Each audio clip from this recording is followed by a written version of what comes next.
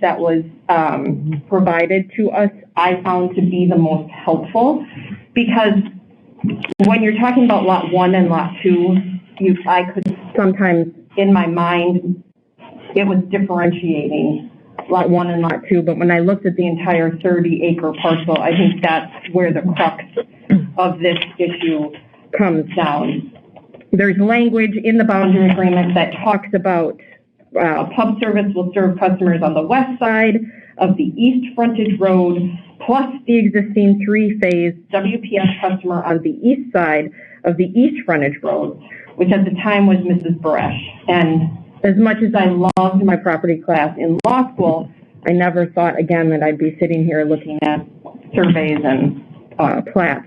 But for me, what this comes down to is, so there's a 30-acre parcel of land. Pub Service was providing service to an antique store.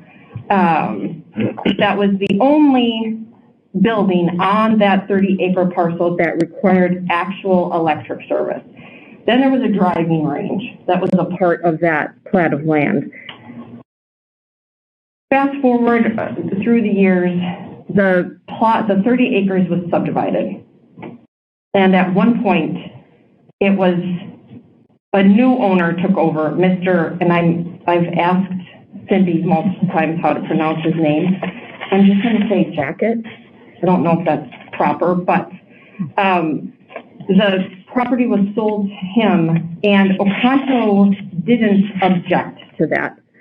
So in my mind, that was the point in time that Oconto took notice of the fact that a customer refers to a geographic location. And in this case, that geographic location is all 30 acres. It would render the avoidance of duplication of facilities statute absurd if we were to take the position that customer means the actual named customer on the account. And I think it's important to note that there is case law that's maybe not directly on point, but certainly the example of the farm also, to me, just reinforced my position. And that is, if a farmer owns a 30-acre parcel of land, and they only have one building on it that's taking service, but then 15 years later, they build an outbuilding that also needs service, it's clear that whoever is providing the service to the farmhouse originally also has the right to provide service to the outbuilding wherever on that 30-acre plot of land that outbuilding is. So for me, it came down to what is a customer. And my understanding, and I think case law backs this up, is that a customer refers to a geographic location. In this case, it's all 30 acres. So for this, I was at alternative 2. I would deny Oconto's request for declaratory ruling and instead issue a declaratory ruling that Pub Service has the right to continue to serve the lot, and for additional remedies, I didn't think any additional remedies are necessary, so I was at alt 1. Yeah, and for the same reasons that you stated, this was not a very close call for me after reading it and reading the language of the amendment and then looking at the case law, which I think that the law that Oconto filed was not, it was quite distinguishable to me. You're right, it would render, if we said customers tied to the actual person, it would really cause a lot of havoc in many areas of this. And I thought the briefs from Wisconsin Public Service had much better arguments here. And it was. The purpose of the amendment and the contract was to define the geographic. And the name was thrown in there, I think, as a way to identify it just for efficiency purposes. And also for the reasons that it would, this does away with the whole duplication of service issues as well. And the farm example, I thought it was exactly on point for the rationale here. So to me, this was not a difficult call. I thought the arguments made by Wisconsin Public Service were on point, and I agree with that. So I would deny the petition. Okay. Or the rule against them on the ruling. Okay. Okay, I am going to dissent on this. I actually thought, I was actually at alternative one. I thought that the nature of CSI being a new customer and the way that the language is written, more distinctly described the building and the electric meter as the existing service on that side of the road and in that lot.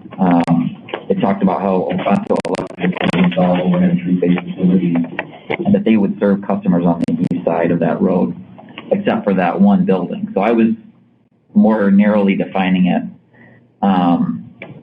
and looking at the Adams-Marquette Supreme Court ruling about how when there's a nature of the service and relation to the service that was previously provided, as well as changes in ownership and use, I thought that this more leaned towards significant change in ownership and use. So that's the way I read it, and I'm in the minority. Okay. So. All right. Okay. I will move then in docket 4348 CR 100 that we deny Oconto Electric Cooperative's request for a declaratory ruling and instead issue a declaratory ruling that Wisconsin Public Service Corporation has the right to continue to serve Lot 2. Okay, I'll second that. All in favor? Aye. Those opposed? No. All right. Agenda item 9 is docket 3270-UR-124. This is the application of Madison Gas and Electric Company for authority to adjust electric and natural gas rates. In this docket, we are considering the request of MG&E to set its 2022 electric operations costs and 2022 and 2023 natural gas operations test years. So in this particular case, Madison Gas and Electric negotiated with Clean Wisconsin, the Citizens Utility Board, Renew Wisconsin, Sierra Club, the Board of Regents of the University of Wisconsin System, and Wisconsin Industrial Energy Group. Those groups are collectively referred to as the settling parties. And it's important to point out that Sierra Club only accepted a portion of the settlement agreement. So MG&E and the settling parties agreed to a 5.16% or $20.5 million increase to MG&E's electric base rates for the 2022 test year, with a limited reopener in 2022 to establish the 2023 electric revenue requirement. It's also important to note that that's before fuel costs are added in, which in this case are accounting for an additional $15 million. MG&E and the settling parties agreed to a 2.15% or $4.2 million increase to MG&E's base natural gas rates for the 2022 test year. There were a number of factors that MG&E identified as driving the request to adjust those rates. Those are the exhaustion of tax reform savings, increased operating and maintenance costs, recovery of capital investments, including for their new customer information system, and continued investments in their natural gas distribution system. Once again, I'd like to thank Commission staff for their thorough review of the settlement provisions and the analysis that they provided to assist us in our decision making. In this case, unlike the two that we talked about last week, MG&E actually started this case as a fully litigated rate case, so the revenue requirement was created using staff's full audit. That's a little bit of a different process than when parties identify that they're going to use a settlement law right away. So I think that's important to point out. That audit that Commission staff conducted of MG&E's financials showed there to be a revenue deficiency for the utility in both years. I think it's also important to point out that the utility accepted all of Commission staff's revenue requirement adjustments, and they also agreed to a further O&M reduction of $900,000 for electric operations and $200,000 for natural gas operations in both the 2022 and the 2023 test years. MG&E and the settling parties indicate that this agreement as amended is the best resolution to the issues affecting customer rates over the next 2 years. Again, as we identified last week, the Citizens Utility Board and Wisconsin Industrial Energy Group together represent residential, small business, and large industrial and commercial customers in Wisconsin. Both groups attest that this settlement agreement is in the best interest of MG&E's utility customers. So I don't know if either of my colleagues want to make any opening statements. I know that we will be talking about some of the issues that are delineated as uncontested. So, Commissioner Nowak? Yeah, just brief. I'm not going to repeat. I mean, a lot of my opening comments kind of apply to what I said last week. And we're seeing a lot of the same drivers here as the reason that, because again, we're seeing a dramatic uptick in the rates that we've been pretty flat and doing well over the years, but it's maybe the perfect storm of the timing of everything coming together with, having to address the capital infrastructure that's going along. Obviously, the gas prices impact things, and the exhaustion of the return of the ratepayer dollars in the form of the tax cuts. So, that expiration of those, while the tax cuts continue to remain in place, which is beneficial to ratepayers, that's a good thing. The end of that, those early returns of those dollars is obviously having an impact. So other than that, I'll address certain things as we talk about these individually.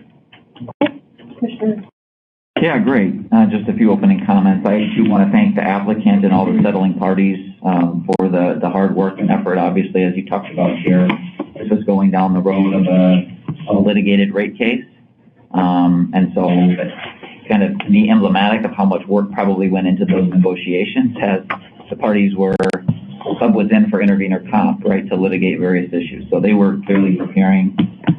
So my assumption was there was a lot of effort that went in to get to this settlement.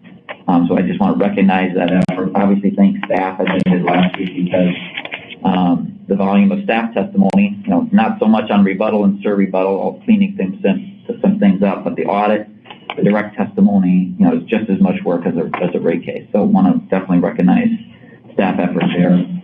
Overall, I think the settlement, largely presented to us is in the public interest, and so I'm going to be going down that road today. I think the ROE we'll talk about, is a little high. Again, it's in the range, but I thought the O&M offset of those costs was sort of a contributing factor on that.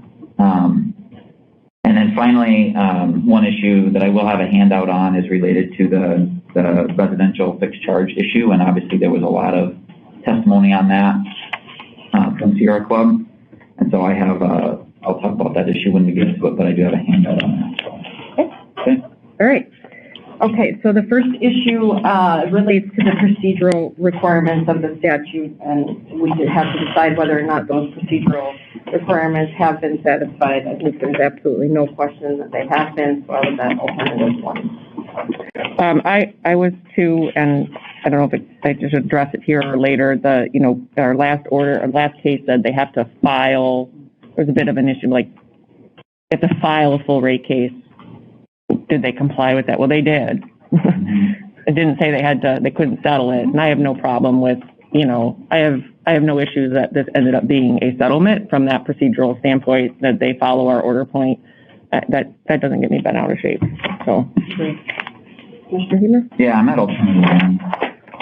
Okay. Issue 2, has each party to this docket been given a reasonable opportunity to present evidence and arguments in opposition to the settlement as required by state statute? Again, I think just the general engagement of all the parties indicates that yes, this statutory requirement has been met, so I'm at alternative 1. Commissioner Nolan? Yeah, well, we talked last week, disagree with maybe the arguments that certain parties made and maybe how well they represented some of their constituencies. I think they have been given an opportunity, so I agree. I'm at alternative 1. Okay. Issue 3, has the public interest been adequately represented by the parties who entered the settlement agreement as required by the statute? And as I indicated at the outset, there were no non-settling, non-objecting parties except for Sierra Club. I think as a general matter, yes, the statutory requirement of the public interest being represented by the settling parties, just given who the settling parties are. And it's just like we said last week, and you just indicated, Commissioner Nowak, it doesn't always necessarily mean that we think that the outcome is the optimal outcome, but it is reasonable. So for this, I'm at alternative 1. Commissioner Nowak? Yeah, I agree with your comments on that. I'm at alternative 1. Commissioner Huber? Same spot, alternative 1. Okay. All right, so issue 4, I think it probably makes sense to go through the decision matrix before we come back to this one. In fact, we might not even have to come back to this one. And given that the applicant and the settlement and the selling parties accepted all of staff's revenue requirement adjustments, there's just a couple that we can talk about if we so choose. So the first is 4A, which is the WPDS consent decree amount.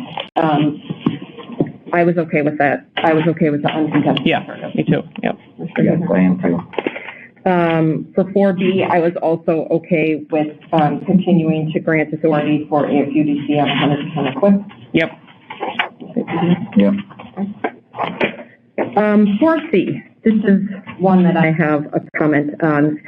So in the last rate case, we allowed the applicant to escrow the credit card convenience fees, and we included 2 order conditions, one of which was a requirement to file, as Commissioner Nowak indicated, a full rate case. And I do think that they met that order point. But what they didn't meet was the requirement to include the analysis of the O&M fee savings due to those reduced processing costs. And I understand that at the time they filed it, they didn't have a whole lot of data to provide, and they acknowledged that they didn't have a whole lot of data to provide. So I'm not too terribly worried about this, but I do think the information will be helpful to us.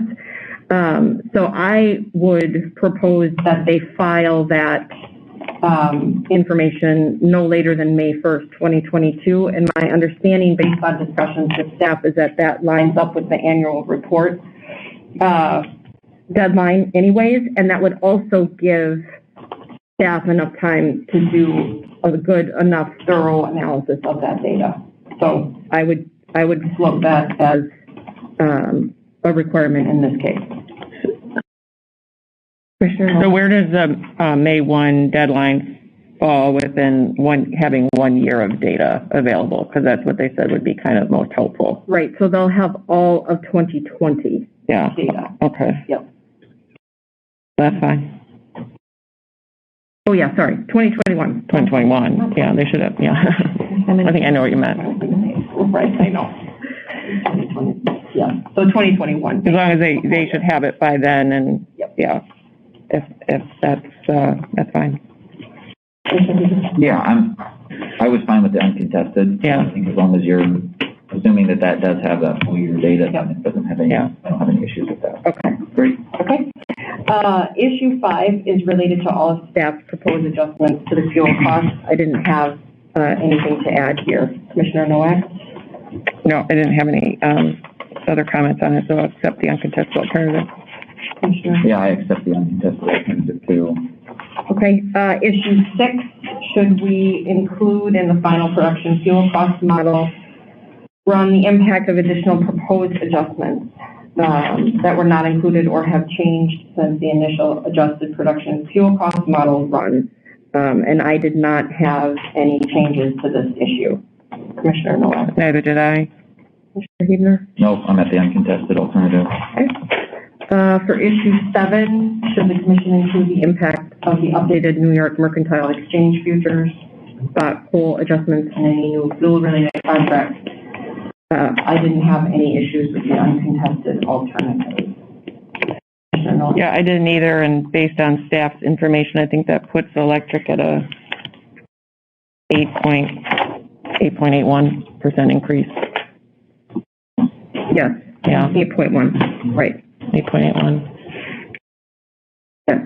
I'm at the uncontested alternative. We talked about this last week, and if fuel costs come down dramatically, we can reevaluate mid-year. So, great. Thank you. Okay. Issue 8.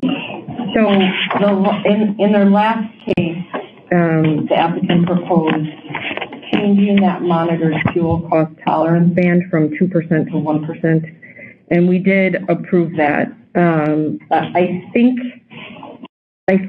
given where fuel prices are right now, that this makes sense. Just because we approved it last time doesn't mean that we'll approve it every time, but I do think I am comfortable with approving it at 1% in this particular case. So I would accept the 1% fuel cost tolerance band as reasonable. So I'm at 1. Commissioner Noel. Yeah, I think we need to get back on course with keeping it where it is under the code. This works both ways. So, as to who it benefits more, whether it's 1%, 2%. But this is the fear of settlements. Things get kind of baked in and then just carry it over. There really wasn't much of a record here on it, except that it was done. And again, I didn't see the compelling reason to continue it. And we've made the NYMEX updates, so I guess I'm not comfortable. I'd like to just get it back on course and only change it when there's a compelling reason to do so. So I'm at alternative 2. Okay. Commissioner Huebner? Yeah, I was at alternative 1, again, in the spirit of the overall settlement agreement, and in line with your comments, Chair, of, where fuel prices are. So I'm comfortable with it, and I look forward to kind of seeing how it plays out between the utilities that are at 1 versus the others that are at 2. Okay. Issue 9 is return on equity, capital structure, and dividend restrictions. So I think it probably makes sense for us to, especially Commissioner Huebner, if you wanted to talk specifically about ROE. Let's go to 9A, where we'll take them up individually. So 9A is the ROE proposed via the settlement agreement, reasonable, and as you indicated in your remarks, their current ROE is 9.8%. And in the settlement agreement, they have agreed to keep that at 9.8%. I was okay with that. It is at the top of the range of reasonableness. And I know that in commission staff, in Justin Adams' exhibit, he looks at the impact of, making some sensitivity analysis related to ROE and potential action by rating agencies. This is one, like I said last week, that I think it deserves more scrutiny. I think it typically gets a lot of play because people like to talk about it. I'm more interested to see what's the actual impact on the revenue requirement by making an adjustment. I continue to believe that making adjustments to O&M is a better way to get savings for customers. So that's a long way of me saying I think while they're at the top range of reasonableness in this particular case, I'm okay with it. But it's why I look forward to fully litigated rate cases so that we can really dive into it. So I'm not going to propose any changes to this one. Commissioner Noy. Yeah, and for a lot of the reasons you say, I don't have any changes proposed here. They are, there wasn't a reason to move them here. I think overall, the rating as well is very good, and I thought the evidence here was fine to keep it where it's at. I don't have any compelling reason to change it based on any other the adjustments that we've made here to either decrease or increase their risk tolerance. So. Yeah, I think that 9.8 for both years as it's proposed, it's in the range of reasonableness. Pretty much everything that you said, Chair, is adjustments to O&M to me were that give and take of how to get savings to customers while for the utility maintaining those credit ratings and ratings that they need. So I thought that was a good trade-off. So I'm at the uncontested here. Okay. Accept that early. All right. For cost of service, that's issue 10, which should we consider when allocating revenue responsibility, and consistent with what we've done as recently as 4 days ago on an alternative 2, which is to not adopt a specific cost of service model. I have not wavered either, so alternative 2. I'm sorry, if we could, there were some of the subparts in 9, that just flagged out the ROE. There We were do have other to take up provisions. 9. Sorry, I Yeah, don't know. yeah. I'm Yeah. sorry. Yeah, you didn't subdivide everything in 9 Right. in the matrix. Yeah. We didn't, there were, Got it. Yep. Capital structure. Right, Yeah. dividend. Yep, okay. So going back to issue 9 as a whole, I am at alternative 1, which is that those provisions are reasonable as filed. Right, I agree. The other ones as well. Commissioner Huebner? Yep, I'm at alternative 1. All right, and now we are all at alt 2 on 10, I believe. Correct for me. Yep. Okay. And all the cost of service. Yeah. Okay. Issue 11, what's the appropriate electric revenue allocation? For this, I'm at alternative 1. I would approve the revenue allocation proposed by the applicant. Yeah, as adjusted for the final revenue requirement, I assume. Yeah. Yeah. I'm fine with that. They're basically the same as staff. Yeah, I'm at alternative 1 because that includes that $900,000 settlement on electric. So, yep. Okay. Issue 12, what is the appropriate overall electric rate design? So I think we can talk about this now, or we can move on to 13, where we actually get into certain rate and service charges that you all might have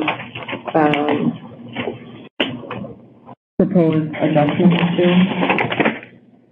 Probably makes sense. Yeah, so I think we'll put a pin in issue 12. We'll come back to that. We'll go to 13. So in particular, this lists out a number of electric rate design changes, which include that fixed fee, that fixed charge. Also, the electric reconnection charges at the poles, and adding that new reconnection charge. So I think we should just go to 13A to talk about each subset of these proposed changes. 13A is what is the appropriate electric residential monthly fixed charge for 2022. This has been the subject of a lot of discussion. It's also been the subject of a lot of, I will refer to them as creative legal arguments. I think it, as a general matter, that fixed charges do deserve some type of analysis, and we talked about this last week. I don't necessarily think that it is, I'm not prepared to suggest a change in this particular case, mostly because the Commission staff analysis came within 58 cents of where the settlement agreement is.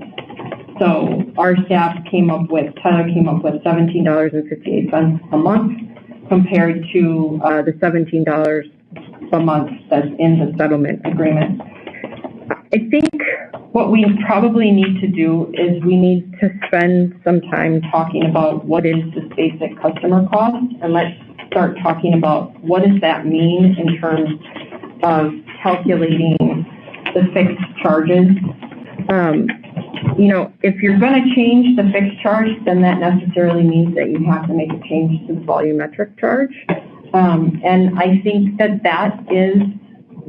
particular issue is ripe for discussion and investigation. What is really appropriate? And I think if you ask 5 different people what's appropriate to include in the fixed charge, you get 5 different answers. That being said, I would modify the settlement agreement language. So in particular, the portion of the settlement agreement that deals with this is in attachment A. It's section G, and then numbered paragraph 22 under G. And it talks about having the applicant do an analysis when they propose to increase the monthly fixed charge.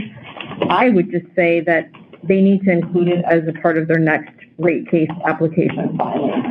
And regardless of what they're proposing to do, I think that they should provide it as part of their next rate case application filing. And similar to what we did the last time around, I would put in a date certain, and I would have that next rate case application filing be filed with us no later than April 1st of 2023. And the rest of it would stay the same, the way that it's in. So really all it's saying is, regardless of whether you're proposing to increase it, decrease it, or keep it the same, the next time you come in, file this analysis that's looking at what a basic customer cost allocation methodology is. And then we can get evidence. I don't have, the evidence that I have in front of me is staff, Tyler, coming up with $17.58 per month. And for me, that was within the range of being reasonable, given that it's not that far off from what the settling parties agreed to. So that would be my only change for issue 15A.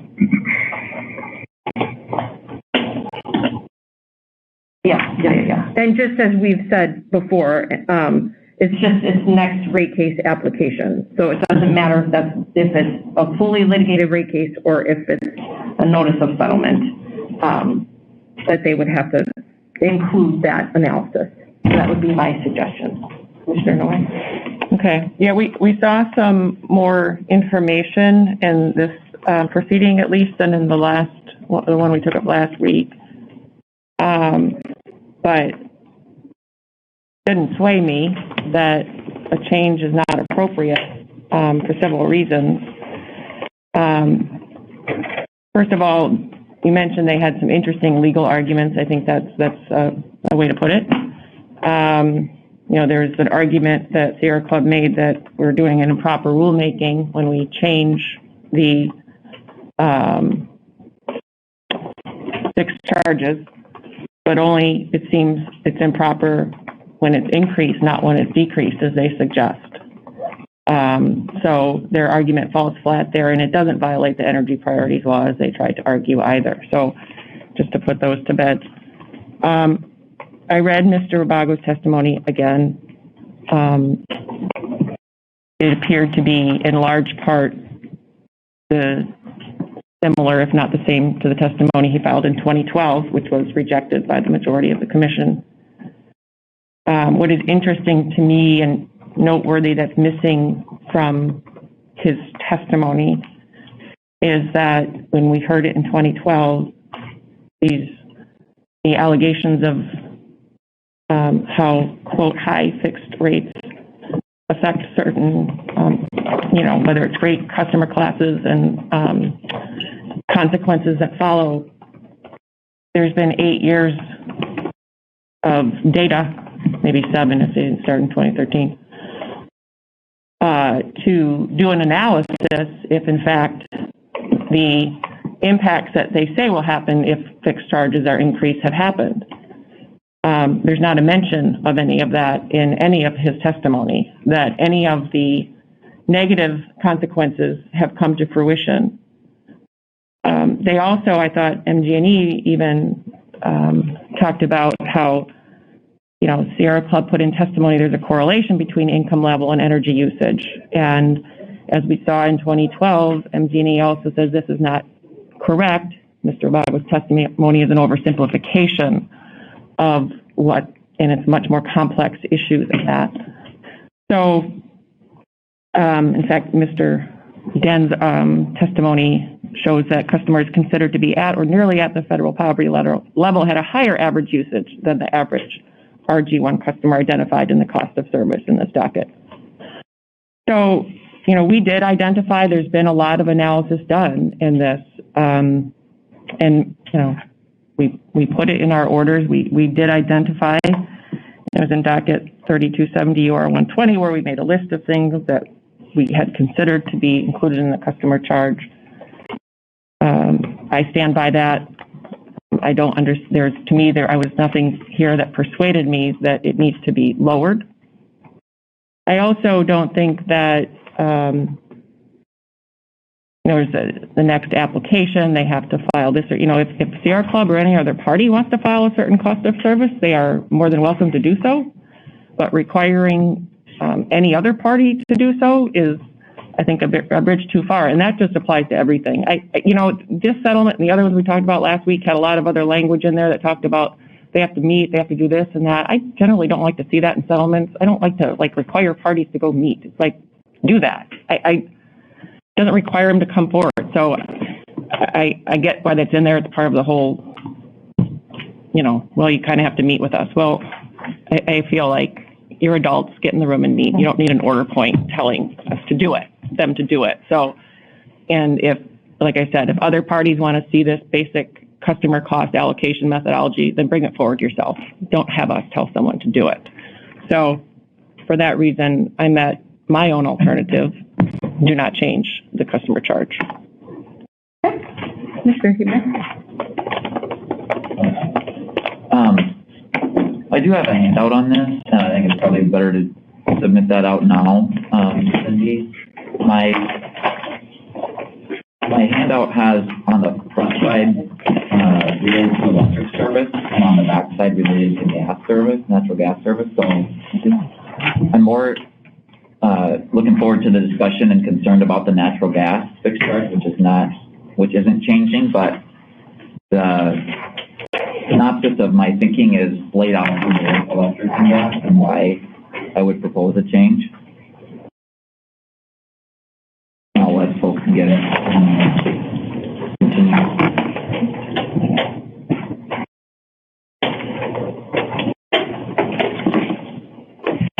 And for those of you listening, the handout will be posted on our internet on the event calendar in the lower right-hand side.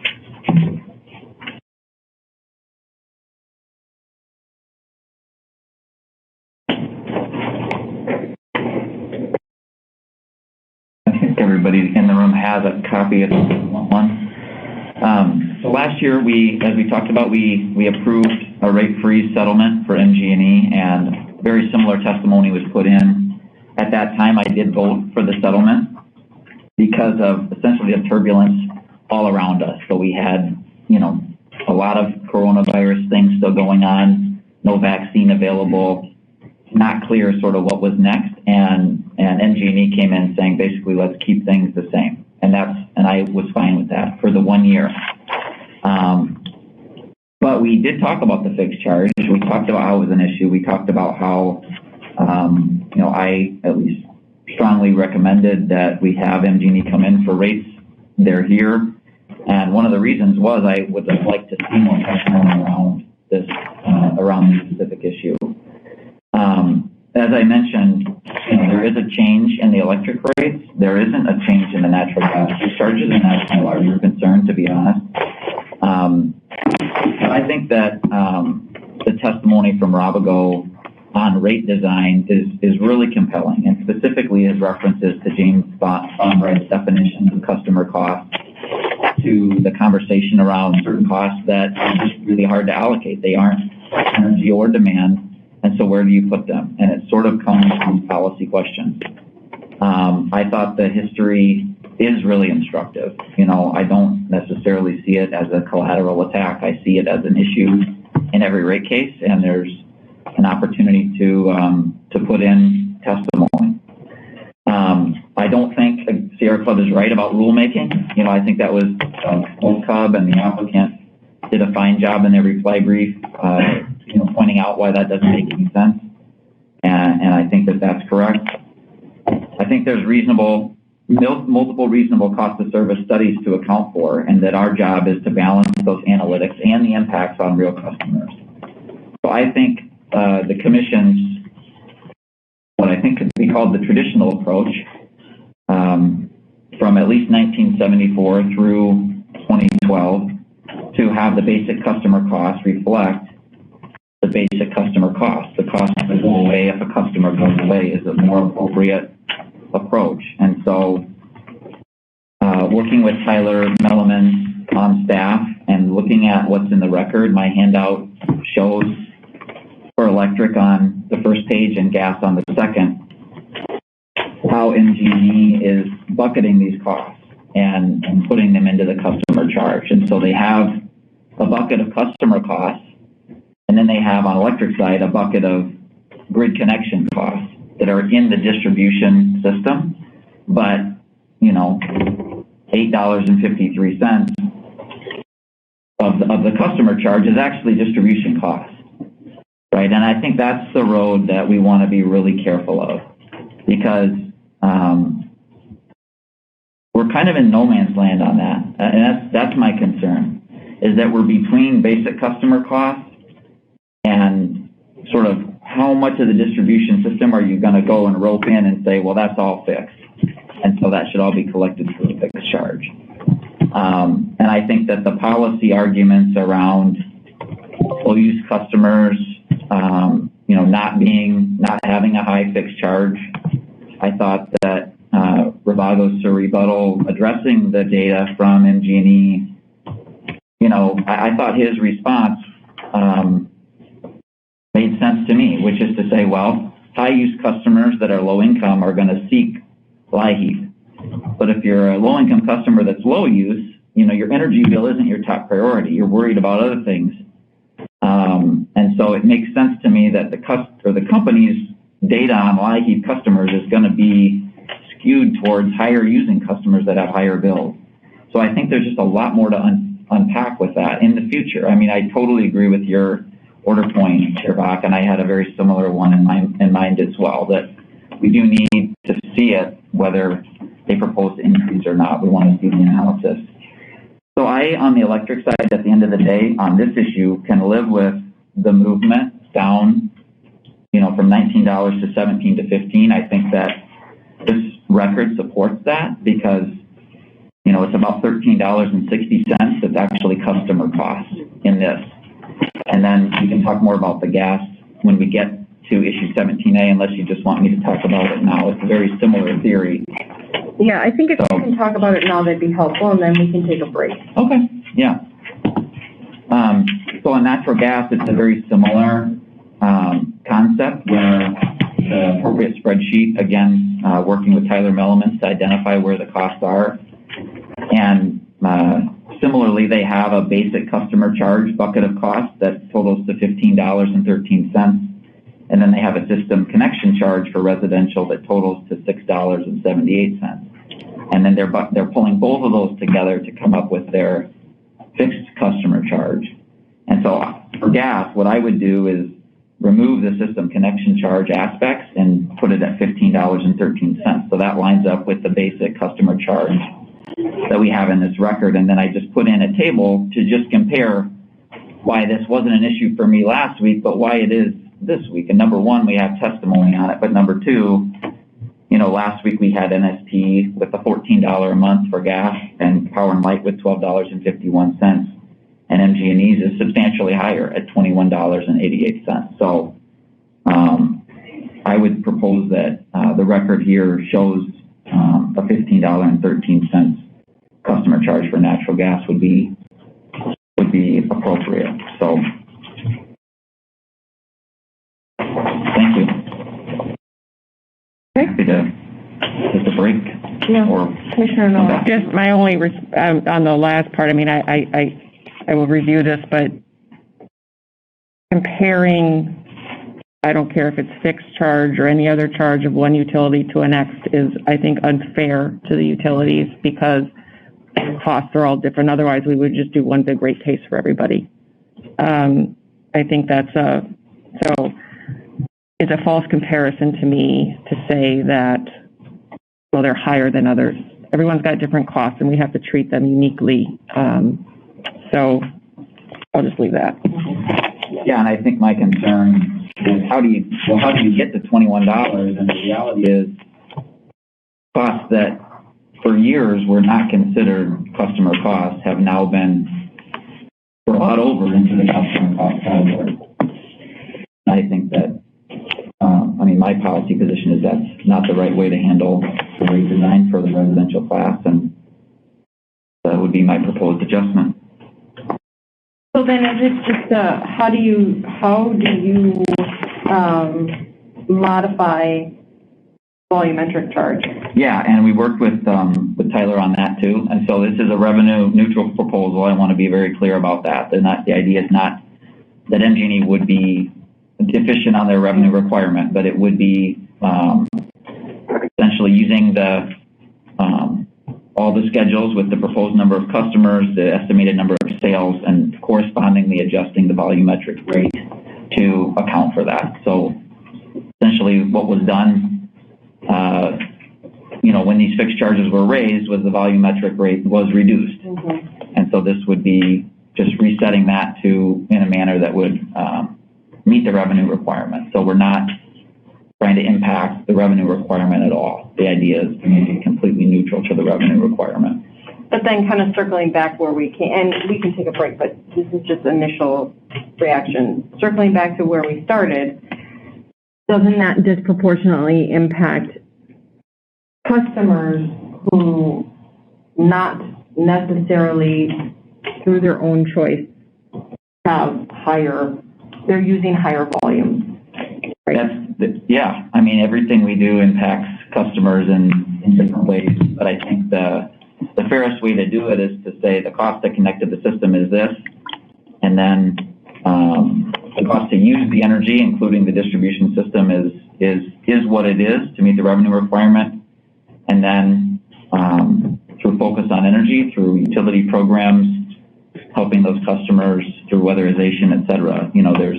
We need to do everything we can to support those customers. But you're right that it's sort of a teeter-totter where depending on low use or high use, the impacts are different. I just think it's more fair for all customers in this fashion. So. Okay. Do you have anything else? No, the utility didn't even propose to change it here. So while we have the evidence from Mr. Rabago and staff, I think it's a pretty thin record to make any change, even like the other one. So I would just keep that in mind. Okay. All right. Let's take a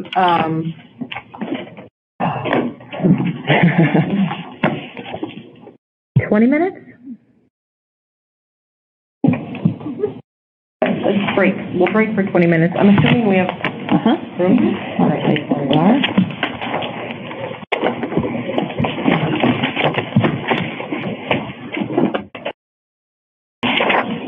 Okay. All right, we are back from our break.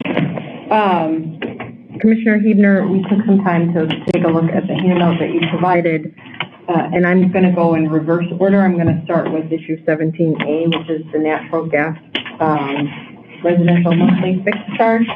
So for me, sitting here right now, I don't have enough evidence to support a change.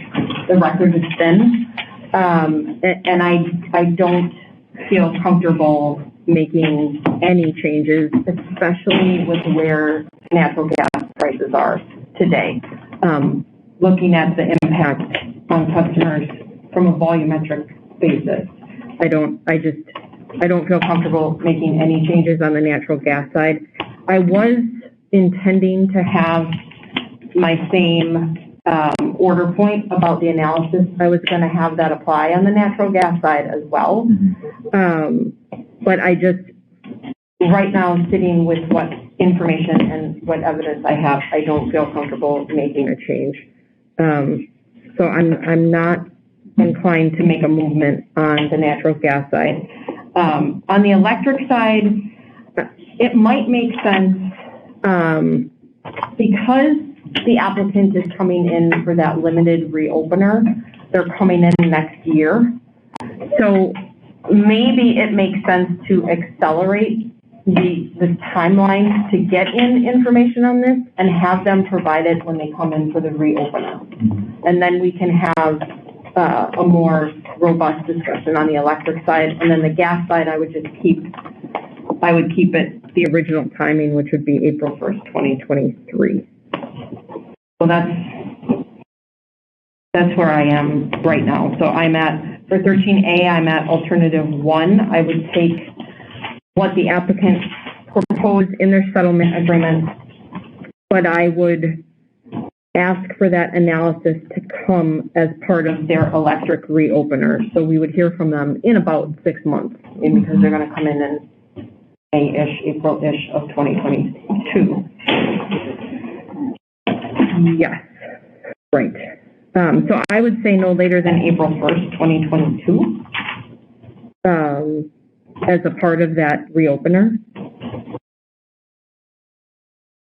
And then jumping to 17A, I would accept what they have in the settlement, but I would then require that analysis no later than April 21st, 2023. So that's where I am on these two issues. Commissioner Nowak? Yeah, as I said at the outset, I don't think there's evidence there to support a change either way in any of these, and I don't support the other order points as well.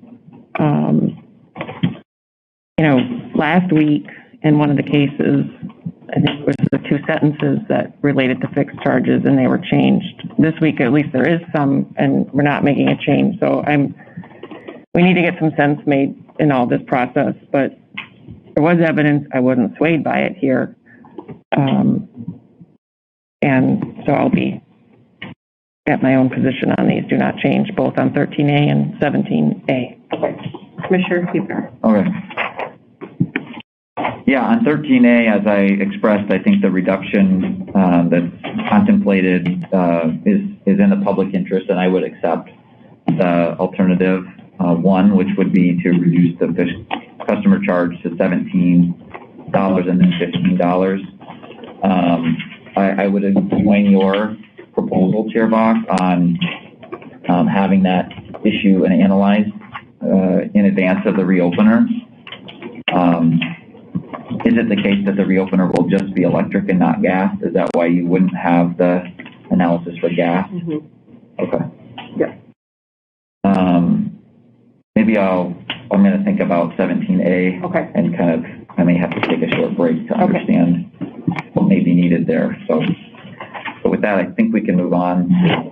Just a clarification, so there isn't a misunderstanding. Is it just an informational filing, or is the expectation that will be analyzed and that issue will be, because the parties had a limited scope of issues for that reopener, and just wanted to be clear whether it should be an issue as well as the filing. Yeah. I would agree. Yep. Yep. What's the difference? I mean, if it's just information, it's just information, and they don't necessarily have to do anything with it. If it's an issue, then it's got to be fleshed out and evidence has to be presented so that we can develop a record around it. And that's what I want. I don't want the data just for the purpose of having a report. I want there to be a discussion about it.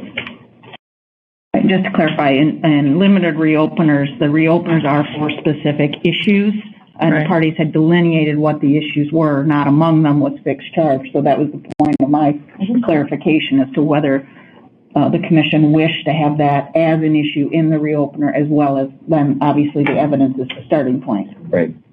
Well, I mean, yeah, the future commission can decide whether or not it actually wants to take it up or not. So, I suppose. All right. All right, 13B. Should the commission approve the proposed updates to the electric vehicle fleet pilot program? This was uncontested. This one I'm going to support the uncontested alternative. Mr. Noah? Yeah, this was an issue that was brought up by staff, actually, in the settlement. And just as I said it last week, not a big fan of seeing non-revenue requirement stuff in the settlement. This is a small change, it's fine, but if we're going to start tweaking little programs, do them with more transparency. Yeah, I'm at the uncontested. I mean, this is one that was in I think it was described as ordinance from last year's settlement, and we asked them to come back. So this is cleaning that up, and I put uncontested for that one. Okay. Issue 13C,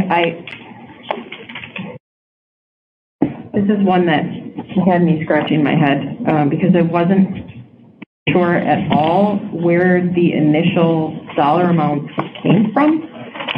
So the applicant is proposing to set a new type of reconnection charge, and that's for reconnection at the pole.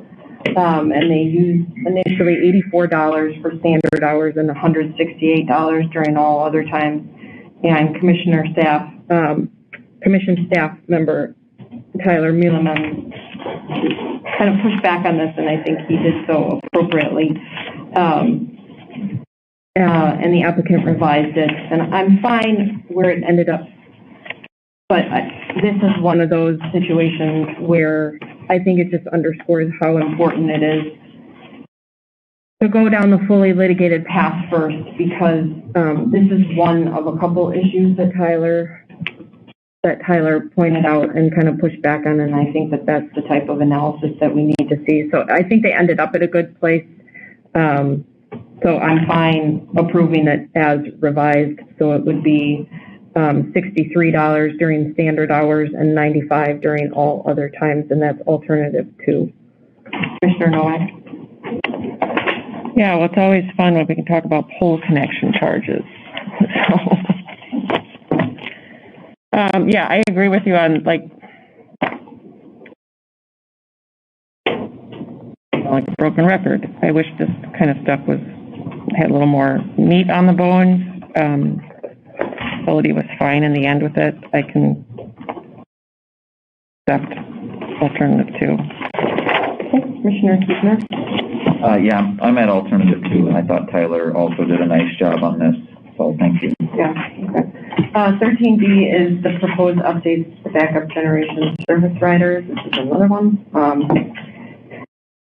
I would not propose any changes, and I'm fine with the uncontested alternative, the changes that are proposed. Commissioner Nowak? I don't have any modifications to the uncontested alternative. Commissioner Hebert? Yeah, I'm going to accept it. The one thing that raised in my head was, will battery storage be, allowed in this tariff as backup generation? I don't know.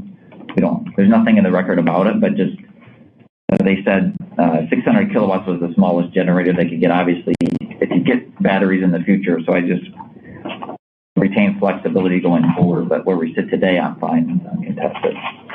Okay, 13E, this is one I'm not okay with. I wasn't okay with it the last time we saw it. It makes zero sense to me. Customers are going to be at times paying a substantially higher amount for their energy bill than what they're actually consuming, and I think that sends the absolute wrong price signal when we're talking about what's reasonable in terms of how customers can react to the price of the energy that they're consuming. This is the wrong way to go. It's also my understanding that there are only 3 customers that are impacted by this particular program. So I was initially I thought this was one that should have just been pulled out and dealt with as a TE docket so that we could ask questions and better understand what's happening here. Where I ended up was I would be at Alt 2 to remove that tranche billing system for the customers that are enrolled, and then I have my own Alt 4, which is I would close this to new customers. I don't think that this is an appropriate program, and I didn't think it was appropriate last time. So I'm at Alt 2 and a new Alt 4.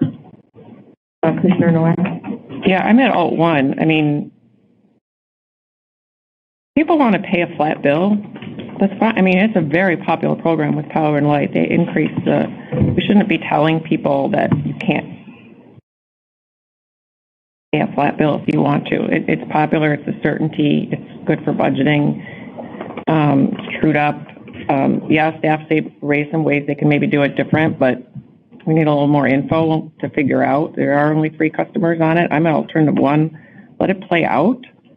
But the more options people have to pay their bill, we pay flat bills on everything else, a lot of other things, your cell phone bill and cable and whatever else. So some people like that, and we should.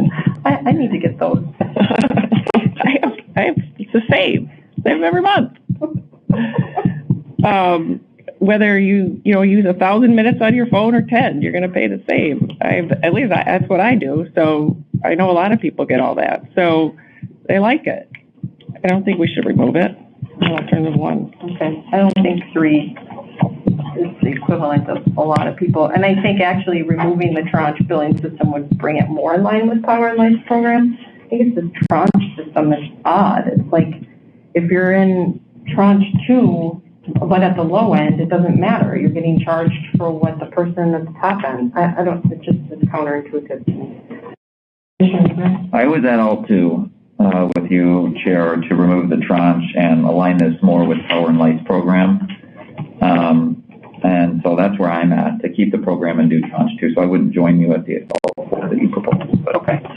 Would it all 2? Okay. Okay. 13F. Does the commission have sufficient information to establish new rates for the GSL tariff? This is our friend, street lighting. This is just clean up. I mean, my understanding is this is what should have been done in the first place. And so I'm at alternative 2, and I get a bee in my bonnet when utilities try to make the claim that rates have to be in effect January 1st of any given year. I've never read a law or read a case that requires that. I think it's nice and neat. But my understanding is from staff's perspective that it's not going to take them a long time to do this. It won't be time intensive. So I think alternative 2 makes the most sense here. Yeah, I was at alternative 2. I'm at all 2. 13G, the remainder of the proposed electric tariff changes are uncontested. I didn't have anything to add. Neither did I. I am at uncontested. Okay. And just so that there isn't confusion, that is then the capture of all, so everything in 13 has been addressed. Right. So we do not need to come back to issue 13. So we only need to come back to 12. We still need to come back to 12. Yeah. But those were all contested. Yeah. Yep. All right, 14 is natural gas cost of service. Again, I'm at alternative 2, not adopting a specific model. I agree. Yeah, all 2. Issue 15 is the natural gas revenue allocation. For this, I'm at alternative 1, which is the applicant's proposal, and it'll reflect our discussion that's given. I agree. Yep, I'm at alt 1 on this one. Issue 16, 2023 natural gas revenue allocation. I was also at alternative 1. Mm-hmm. Yes. Yep, alternative 1. All right. 17 is natural gas rate and service charges. So we come back to 17A. Commissioner Nowak. I've already. Yeah, we said this already. Yeah. So at 17. A. I'm fine with everything else in 17. It's just 17A has the charge question, unless we're going to do all of these separately. And maybe we are. Yeah, I need to come back on 17A after I discuss with legal. Okay. You want to do that right now? No, I think let's get done. Is well, my you want to get through the whole thing? Well, my discussion with legal depends on if any of us are going to dissent on the entirety of the agreement. Okay. Because it may impact how I need to land on that. All right. Okay. So issue 17B is several other tariff changes. They're all uncontested. So I don't have anything to add under 17B. I have nothing to add there either. Correct, uncontested. Issue 18 are the standard order conditions, along with the standard settlement case conditions. I do not have any proposed changes. I don't either. I'm at alternative 1. Okay. Issue 19 is the final decision that we need to make, and that is, does it represent a fair and reasonable resolution? And for the reasons that I stated last week, I'm also going to vote to approve this with the modifications that we discussed today. Commissioner Noah. So that puts me at alt 2. Yeah, well, I think we need to hear from Commissioner Huebner on his gas before we vote on everything. We shouldn't vote on the final one until he's made a decision on the gas part. All right, you want to take a break? Yeah. Do you want to do 12 quick? That was any issues on that? That was just the stuff outside of the Yeah. they pulled out. Right. So for 12, I was at alt 3. And was 1 the update?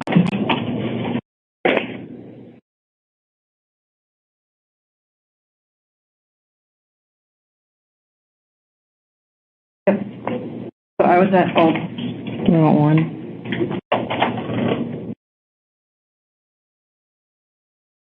Oh, 3. No, I'm okay, at 3. Okay. Yeah, Right. I agree. I'll just point out, just for the good of the order, that there's actually an exemption to that rate making order language. Yeah. Sierra Club Yeah. modifies, and that, Yeah. our rate making orders are exempt from that provision of the statute. I think that that's important to point out. Yeah, I agree with you. Commissioner Huebner? I'm at alternative 3 on issue 12. Yep. Okay. All right. So the only thing, we have 2 now to come back to, 17A and 19. And we will take, yeah. Well, I think part of the challenge is that they may be intertwined legally because, for example, last week, Commissioner Nowak did not approve the settlement in its entirety. Mm-hmm. And so it then, like if you two both the same on the natural gas fixed charge and I dissent, but then if Commissioner Nowak dissents against the whole settlement in its entirety, it becomes a question of whether or not there was actually 2 votes for that. That's my question and understanding. Yep. So I don't know if that's correct or not. But well, I mean, I think one way we can do it is we can vote on 17A and then we move to 19. And if the vote as 19, if we're worried that it's going to put us in a precarious legal position, can't we come back and revisit 17A? yeah. Yeah. Okay. Yeah. I agree with that. Yeah. Right. So for 17A,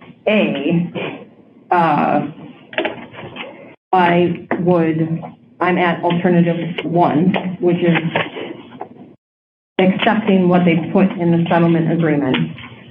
But then I would add my condition that they include that information not as part of the limited reopener, because my understanding is the limited reopener is only related to the electric portion. We are setting rates for natural gas in 2022 and 2023. So my condition related to the analysis that needs to be provided would be required to be filed as part of their next rate case application filing no later than April 1st, 2023. So that's where I am on 17A. Commissioner Nowak. And I'm slightly different. I'm still at maintaining it. I don't think we need an order point, so So we'll add to the fun here. So you're at your own alternative? Yeah. Okay. Yep, and I would start out at alternative 3, which would be to set the residential monthly fixed charge consistent with my handout Okay. and the basic customer charges identified by the company. Okay. So now we're going to take a vote on 19.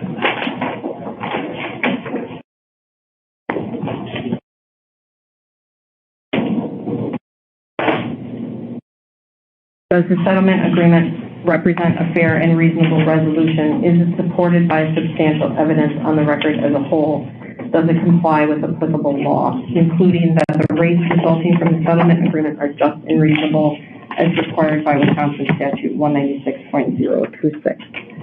And for this issue, I'm at alternative 2. I will vote to approve the settlement agreement with the conditions that we have discussed today.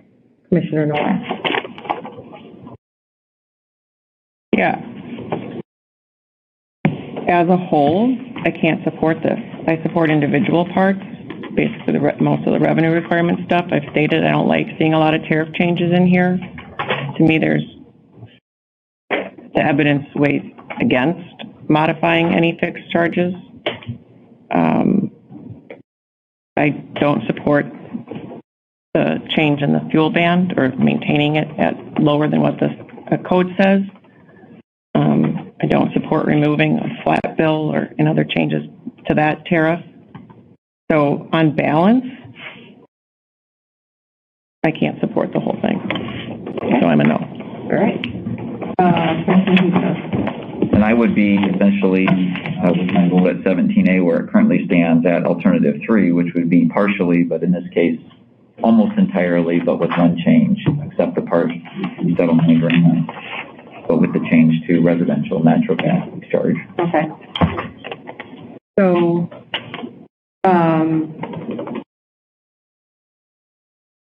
when we look at 17A, Commissioner Huebner, you're at alt 3. Right? Right, yeah.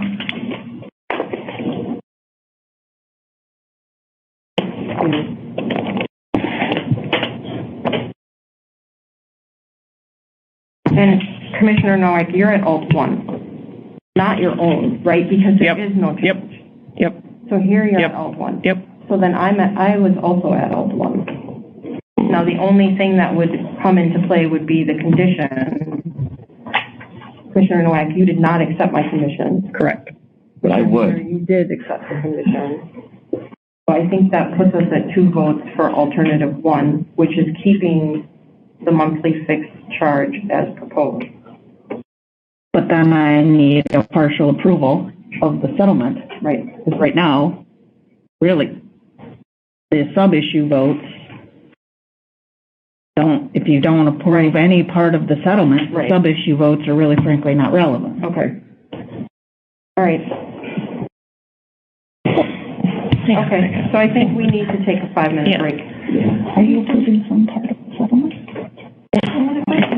Yeah. Yep.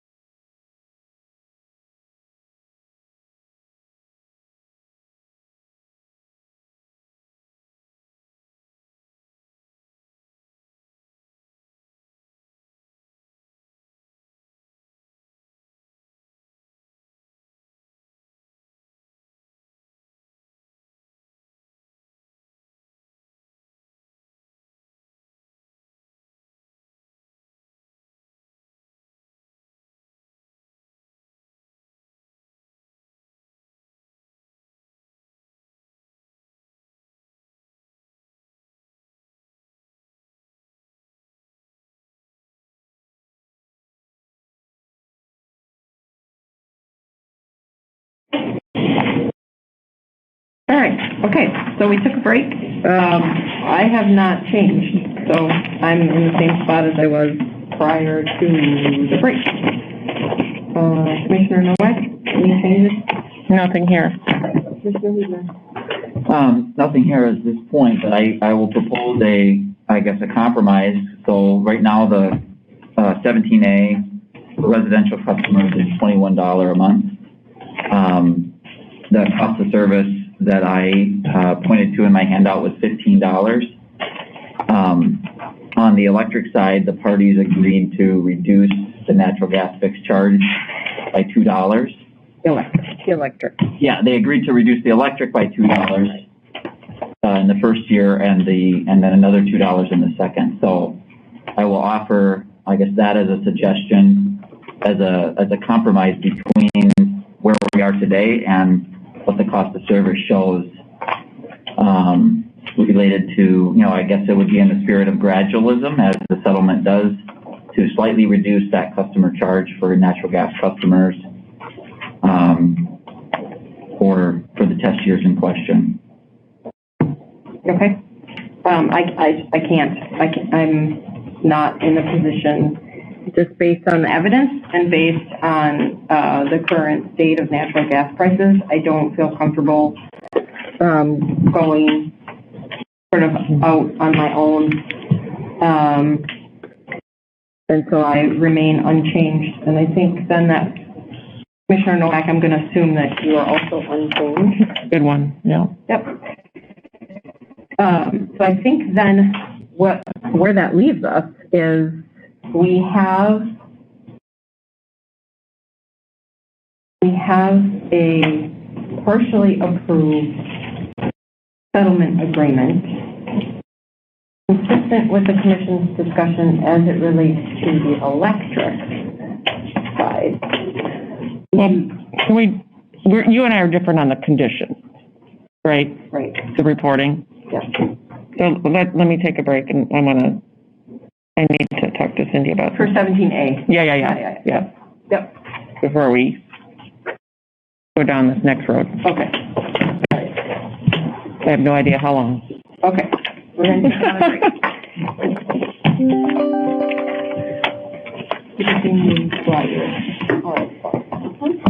Yeah, I don't need my computer.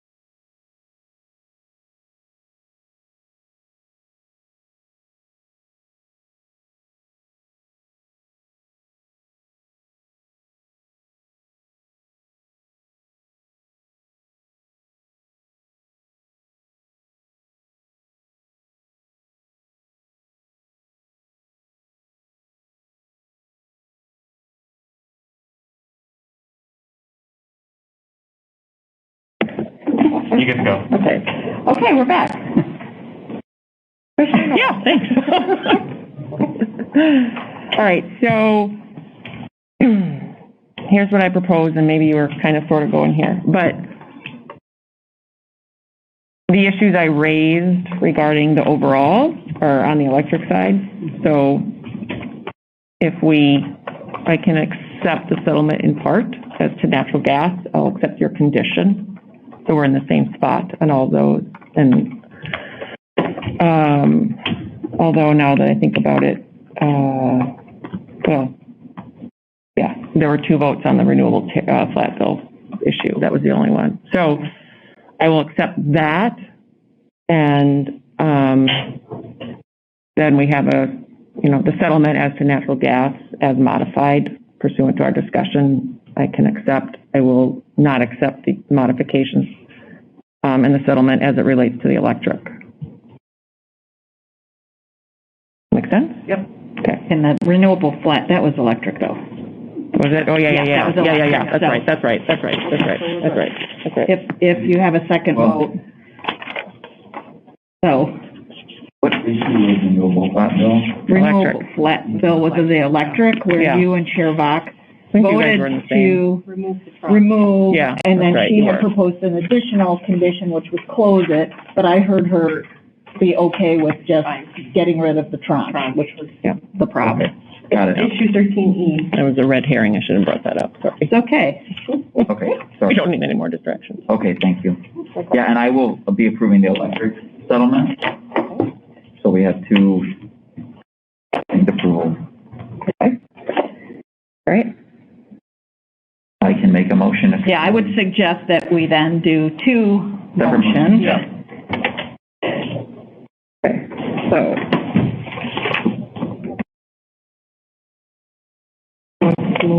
I'll go first. Okay. In docket 3270 UR 124, I move that we accept the electric side of the settlement pursuant with our discussion today. I will second that. All in favor? Aye. Aye. Those opposed? No. Okay. And in docket 3270 UR 124, I move that we accept the settlement terms as it relates to the natural gas for the utility pursuant to our discussion today.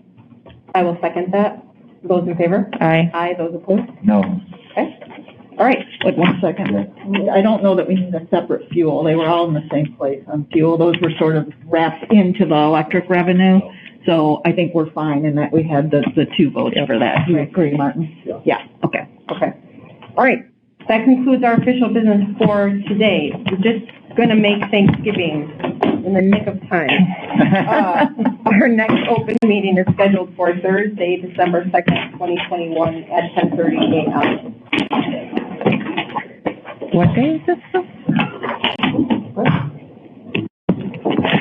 Will we stand adjourned until Thursday, December 2nd, 2021? Yes, it will be December 2nd. All in favor? Aye. Aye. Happy Thanksgiving.